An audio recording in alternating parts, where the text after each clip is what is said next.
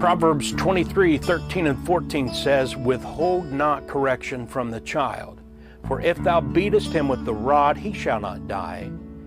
Thou shalt beat him with the rod, and shalt deliver his soul from hell." Just the title of this devotional alone might get me arrested in some states or countries. But that is because people have trained their ears to hear certain words and immediately recoil. But the word beat is not being used in this context to promote any sort of legitimate physical abuse. If you think that a swat on the rump with the hand or belt or paddle is abuse, then you're stupid. And these devotionals aren't intended for stupid people. But there are a lot of stupid people these days.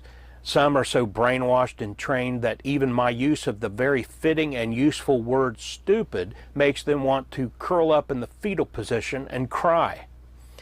And in this strange day in which we live, this Bible verse is probably one of the most rejected and or ignored in the Bible. "Thou shalt beat him with the rod, and shalt deliver his soul from hell."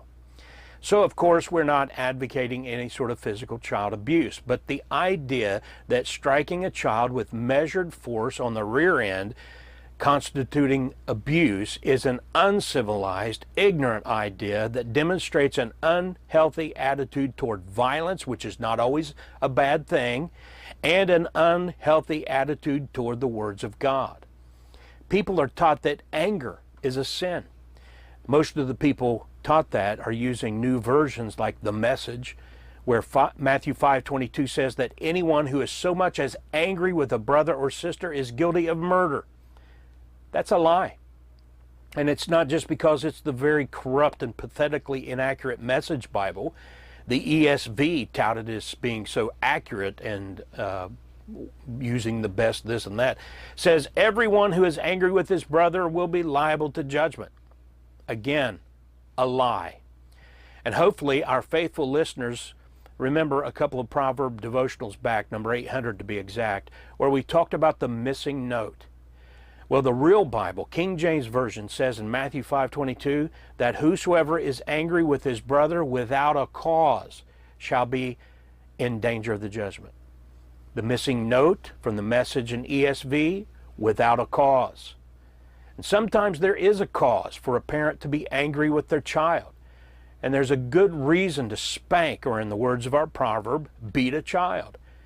But listen to this description from a secular source explaining what we mean by spanking or beating a child in the context of the parent applying a strike, quote, to the child's gluteal region, applying moderate, non-injurious force sufficient to elicit a sharp, transient sensation of pain.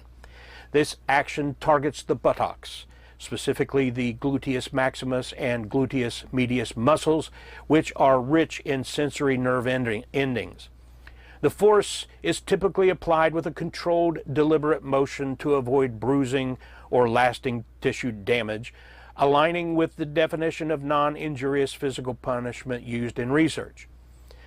The impact stimulates nociceptors in the skin and underlying tissue, triggering a pain response intended to discourage future misbehavior, end quote. Psychobabble and the apostate rejection of God's words are killing children.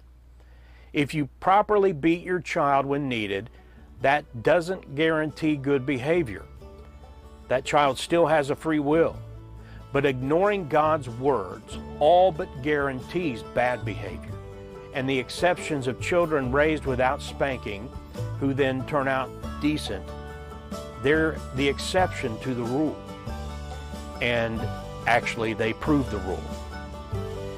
And Proverbs 3, 5, and 6 explains in simple terms what our attitude should be about all of these matters, whether parenting or anything else that God's Word speaks about. We read, "Trust in the Lord with all thine heart, and lean not unto thine own understanding.